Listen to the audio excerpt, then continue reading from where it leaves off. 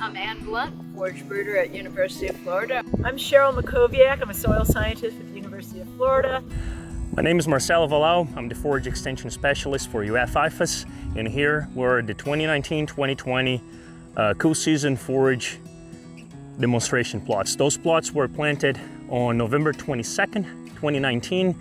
Today is March 9th. Fertilization rate was around 115 pounds of nitrogen over wastewater irrigation. In North Florida, we have concerns about nitrates, and we don't want to apply nitrates, and so we're looking at ways to improve upon that, but we want to make sure we have nitrogen available when these quick duration forages really take off, because if they don't get that nitrogen right away, they're delayed and they never catch up. And this is Florida 401 rye. It's a cereal rye that's a very old variety, probably about 40 years old, but it's the earliest of all our cool season forages. And so to show folks the range of maturity that we have amongst these forages, we start with Florida 401 and we show you all the way through rye grasses. So we're going to take a little look at some of the cereal ryes on the market, some of the triticales, the oats, and rye grasses, so that you can see a little bit about what we have in store for you. So here are the cereal ryes. There are 4 cereal ryes to show. So I've already introduced you to Florida 401 rye, which is a very old rye variety.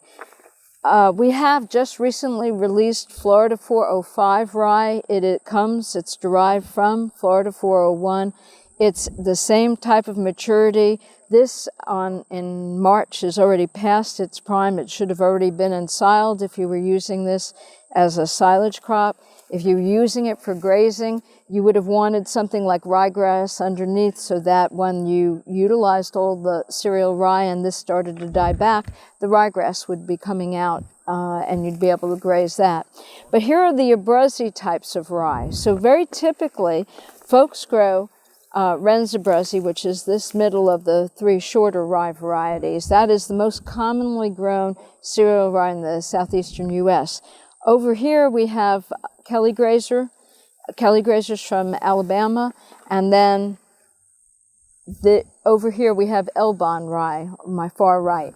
So we have, in order of maturity, Florida 401, then we have Kelly Grazer, the Renz Abruzzi, and actually Elbon's looking a little bit earlier this year than typical. Typically we see Elbon and all the Oklahoma cereal ryes coming out a little bit later on. But from a forage perspective, if you're needing it for silage and you need to be off the land in time for a March 1st corn planting, using something similar to the maturity of Florida 401 rye or our new 405 rye, that would be probably your preference. These are a little bit later, a little bit better for maybe a later grazing opportunity. Then we move into Triticale. I like to refer to Triticale as wheat by rye cross on steroids. So Triticale 342 is one of our predominant triticales on the southeast market. Triticale, for those of you who don't know, is a wheat by rye cross. It has the quality of wheat, the wheat parent, but it has the disease resistance of the cereal rye. And it's not as stemmy as cereal rye, so typically when animals graze it or when it's ensiled, the quality is actually better than most cereal ryes, just because of the leaf to stem ratio. We do a lot of work with our local dairymen. They've always given us very good input in plant breeding on what their needs are. They wanted an awnless type of triticale that could handle heavy loads of effluent, because for most part dairies are using a lot of the triticales and this other small grains to take up nutrients during the winter months. This is Triticale 1143, new to the market. It's an awnless type. You can see there's no beards. Beards are what we have on Triticale 342. So we call them beards or awns. And these are awnless types on the 1143. What I like about this line, besides the fact that it does very well as a dairy silage, is it also would be excellent for wildlife, particularly for turkey and deer. When we've done preference studies, they've had an affinity for this particular variety. These next two are also triticales. This is Surge, which is a little bit later, and its next line here is Merlin Max, another one from Northern Seed. These four are triticales, but you can see the difference in photoperiod response and for adaptation. So for the southeastern United States, where we need plants to get up out of the ground very quickly in the winter, you want to look for plants that will get up and get growing instead of lagging behind. However, these are still excellent lines, and if you were looking for some later forage production, these would be certainly ones to consider. Then we move into the oat varieties. So once again, a lot of our breeding has been done based on what dairymen have asked us to do over the last number of years, and they've asked for an earlier oat. Oats are very, very popular, and there were some problems with oats having a lot of negative response. When we had a hard freeze, they would collapse. We'd have a lot of Clostridium problems. The dairymen asked for an earlier oat, one that would get up, get growing, come to a boot stage, be harvested before the March 1st period of time when they would go in and conceivably get their corn crop in the ground. So here's Legend oat. It's Legend 567. Legend's just the prefix. It's marketed by Mayo Fertilizer in Florida. It's a very, very early oat, the earliest of the oats on the southeastern market. Very good disease resistance to most of the disease issues that we have. Most importantly, barley yellow dwarf virus, which infects a lot of oats and causes a lot of stunning. Then we have Ram oat. It is on our recommended list, one of our favorite oats, and you can see much, much later than Legend oat. It's a very leafy type of oat and certainly still on a recommended list, but you can see the contrast of maturity. When do you need the forage? If you need it early, you want an earlier type. With something like Legend growing ryegrass underneath would be a really good complement. As the Legend starts to mature, ryegrass would be coming up from underneath, and that would be a very good and less expensive cool season winter forage program. Then this year we noticed that Bob oat was on the market. We don't usually see much Bob oat, but when oat seed of our recommended varieties is in short supply, a lot of times varieties come on the market to fill in that gap. So here's Bob oat, again a very more northern oat type. It's starting to break down to disease. There's a lot of rust and some other fungal disease down in the canopy. You could see it starting to collapse and go down from just some of the disease issues that it's susceptible to. Then the next oat over is Coker 227, a favorite. Had been around on the market a very, very long time. So Coker 227 was bred by when Coker seed was in business and operation. Very popular oat, still popular. It breaks down now to some of the local rust strains. Just a note of interest, and I sometimes get a chance to point this out, that the breeder that developed Coker 227 oat, his son is Steve Harrison at Louisiana State University, who helped us develop Legend oat. So father-son, still in the plant breeding business. I always like to see that, the tradition goes on.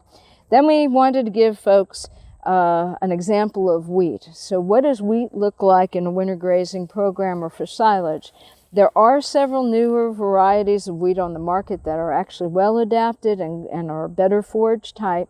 However, they rarely make it to market for the forage seed purchase time.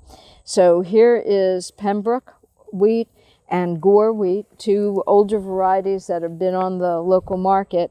And having said that, if you can get a good forage type wheat, the beauty of wheat is that it can be insured.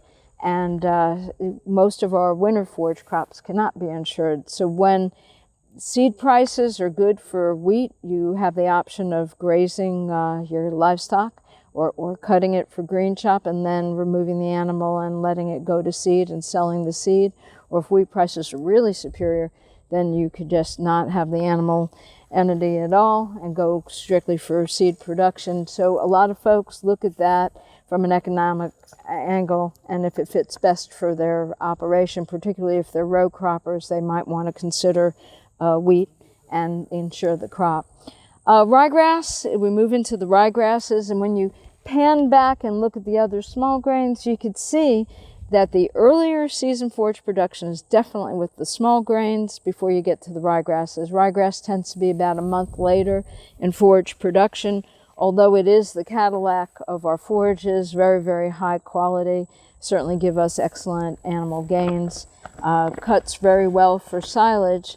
We had some problems similar to that with oats. If ryegrass gets hit with a frost, it may lay down. We get some clostridial problems. The more lax type ryegrasses tend to lay down and have been problematic for getting them harvested with the silage choppers. So we developed a more upright type that's got a little more airflow underneath it, a little bit more lignified. And this is called early ploid. It's the earliest of all the ryegrasses currently on the market, although I do think a few more will be coming into the commercial market shortly. So that's early ploid. Big Boss has been a very big favorite, always makes the recommended list. Here's a big example with Big Boss. Then we move on to Frost Proof, our newest variety that just recently made it to market. It's a diploid, a little thinner leaf type, so you can see tetraploids have really wide leaves. Diploids have a little bit more narrow leaf type. And as far as productivity, they're still about the same. All of them have excellent cold tolerance. Any of the University of Florida ryegrass varieties have been selected for resistance to gray leaf spot. That's probably our biggest issue that we have with ryegrass, especially if we have a mild winter. Our next one is Prine. Prine's an older variety. They've been on the market a long time. Very popular variety, similar like Big Boss, consistently on our recommended list. Our next variety is Nelson. Nelson is from wax seed, has Florida background in its breeding, selected in Texas, but again, always in the top tier of ryegrass varieties and certainly on our list of recommended varieties. And then we have Gulf Common. And Gulf Common should be a diploid type ryegrass, but you can see the wide leaves in this particular planting. So it's indicative of a tetraploid. And so we always say that we never know quite what's in the bag that's labeled common ryegrass. And this is my recommendation that we consider using certified seed, going with a known name, a variety name. You get what you pay for. Every year you want consistency with a variety, and in this case, year to year, we don't ever know what's going to necessarily be in the bag.